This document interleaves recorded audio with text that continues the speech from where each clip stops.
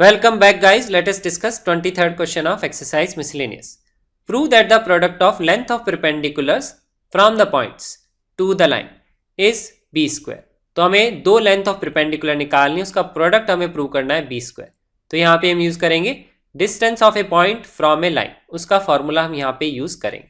तो distance of a point x1 y1 from the line ax plus B Y plus C equal to 0, उसका formula होता है mod of ax1 plus B y one plus c upon under root of a square plus b square.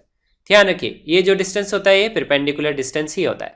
Point का line से distance हम ऐसे ही major करते हैं, उसका ये फॉर्मूला होता है. तो लेंथ ऑफ परपेंडिकुलर मतलब परपेंडिकुलर डिस्टेंस की ही बात कर रहा है. इस फॉर्मूले को हम ध्यान कैसे रखते हैं, जिस पॉइंट का डिस्टेंस निकालना होता है लाइन से, उसके लिए हम क्या करते हैं, उस लाइन की इक्वेशन में सेटिस्फाई कराते हैं ये पॉइंट. वो पार्ट आता है न्यूमरेटर में और डिनोमिनेटर में आता है एक्स का कोफिशिएंट का स्क्वायर और वाई के कोफिशिएंट के स्क्वायर का सम का रूट. इस तरह से हम ये फॉर्मूला अप्लाई करते हैं. तो पहला हम पॉइंट यहाँ पे लेंगे, ये वाला पॉइंट. तो उसके लिए पहले मैं क्या करता हूँ, इस इक्वेशन को रिप्रेजेंट कर लेता हूँ इस फॉर्म में A X plus B Y plus C equal to 0.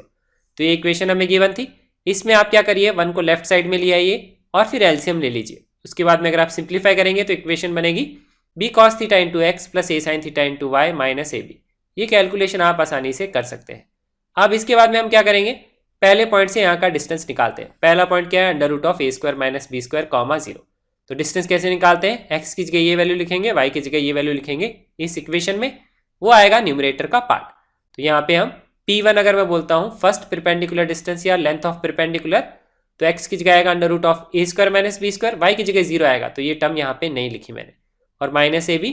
Under root में आएगा नीचे एक्स का कोफिशिएंट का स्क्वायर, वो आ गया B square cos square theta, और वाई के कोफिशिएंट का स्क्वायर, वो आ गया A square sine square theta. So this is length of first perpendicular.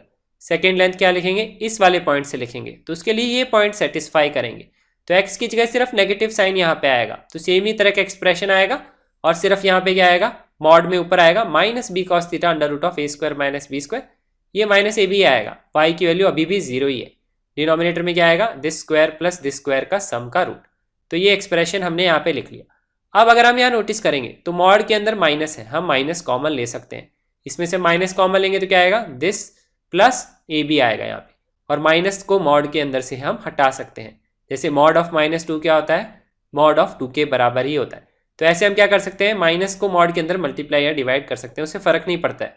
तो इस एक्सप्रेशन को हम क्या लिख सकते हैं, यहाँ पे लिख सकते हैं माइनस साइन हटा के ये एक्सप्रेशन इसमें चेंज हो जाएगा.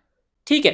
अब हमें प्रूव करना है इनका प्रोडक्ट हमें निकालना है P1 मल्टीप्लाइड बाई P2, उसको प्रूव करना है इक्वल टू बी स्क्वायर. ये हमारा क्वेश्चन है. तो अब हमें सिर्फ कैलकुलेशन यहाँ पे करनी. तो कैलकुलेशन देखिए मैं किस तरह से करता हूँ. ठीक है, एक थोड़ी सी मैं आपके साथ एक मेथड डिस्कस करूँगा कैसे हम प्रूव कर सकते हैं आसानी से. तो देखिए इसके लिए हम क्या करते हैं, अब अगर आप इन दोनों टर्म्स को मल्टीप्लाई करेंगे तो यहाँ पे आप नोटिस कर सकते हैं ये सेम टर्म यहाँ पे न्यूमरेटर में, ये भी सेम टर्म यहाँ पे न्यूमरेटर में, यहाँ पे ये सेकेंड टर्म भी सेम है. यहाँ पे फर्क क्या है, यहाँ पे नेगेटिव साइन है, यहाँ पे positive sign. So this is like A minus B, या फिर आप बोल सकते हैं C minus D multiplied by C plus D. तो लगेगा formula C square minus D square. ठीक है. डिनोमिनेटर में क्या आएगा, ये सेम चीज है, ये सेम चीज है, अंडर रूट में अंडर रूट मल्टीप्लाई होंगे, तो ये क्या होगा, अंडर रूट यहाँ से हट जाएगा. तो P1 मल्टीप्लाइड बाय P2 हम क्या क्या लिख सकते हैं, न्यूमरेटर में आएगा इसका स्क्वायर माइनस ए बी का स्क्वायर, वो यहाँ पे मैंने लिख लिया.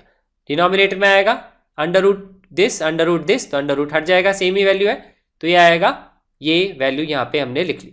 अब हमको इसको सिंप्लीफाई करके हमें निकालना है, इस बी स्क्वायर आना चाहिए.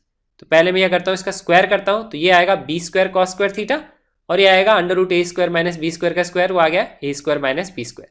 ये आएगा A square multiplied by B square. Denominator में सेम एक्सप्रेशन हमने फिर से लिख लिया. अब देखिए अगर ये प्रोडक्ट मुझे क्या प्रूव करना है, इक्वल टू बी स्क्वायर, ये हमारा क्वेश्चन. तो यहाँ पे मुझे क्या दिखना चाहिए, इसमें से सिर्फ बी स्क्वायर को छोड़ के बाकी सब टर्म्स क्या होनी, कैंसिल आउट हो जानी चाहिए. तो मुझे यहाँ पे दिख भी रहा है न्यूमरेटर में, देखिए बी स्क्वायर हम कॉमन ले सकते हैं. तो मैं क्या करता हूँ, पहले इसमें से बी स्क्वायर कॉमन ले लेता हूँ और बाकी टर्म को यहाँ पे लिख लेता हूँ. ये टर्म यहाँ पे सेम आ गई, माइनस ए स्क्वायर यहाँ पे लिख लिया. डिनोमिनेटर का पार्ट मैंने सेम फिर से लिख लिया. अब ये टर्म क्या होनी चाहिए, कैंसिल आउट होनी चाहिए. दिस वैल्यू शुड बी 1, तभी ये क्वेश्चन प्रूव होगा कि P1 P2 क्या होगा, बी स्क्वायर के बराबर होगा. तो हमें क्या है, 1 आने के लिए इसका मतलब न्यूमरेटर का जो एक्सप्रेशन है और डिनोमिनेटर का इट शुड मैच. तो मैच में देखिए आप A square B square cos square theta, यहाँ पे क्या है साइन स्क्वायर थीटा. तो साइन स्क्वायर थीटा यहाँ पे नहीं होना चाहिए, यहाँ पे कॉस स्क्वायर थीटा हो सकता है. तो इसके लिए मैं क्या करूंगा, इस एक्सप्रेशन को इस तरह से लिख लेता हूँ, साइन स्क्वायर थीटा को मैं कॉस स्क्वायर थीटा में चेंज कर लेता हूँ। उससे क्या होगा, पूरा एक्सप्रेशन डिनोमिनेटर का मैच कर जाना चाहिए। तो इसको मैंने लिख लिया 1 माइनस कॉस स्क्वायर थीटा। अब ये एक्सप्रेशन इससे मैच करना चाहिए, तभी हमारा क्वेश्चन का आंसर आ सकता है। ठीक है, तो अब हम इसको क्या करते हैं, एक्सपेंड कर लेते हैं। इनको हम 3 टर्म्स में लिख लेते हैं। ये क्या आएगा, A square cos square theta minus B square cos square theta minus A square, ये तो आ गया न्यूमरेटर। ये आ गया B square cos square theta A square minus A square cos square theta.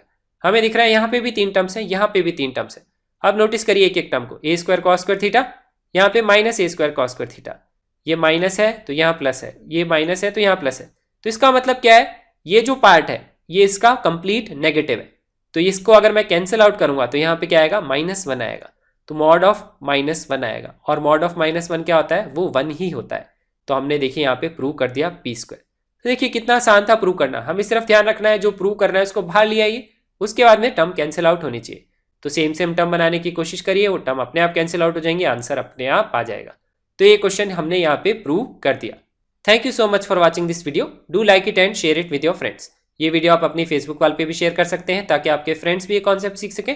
You can also subscribe to our channel to get updates on the new videos and have a nice day.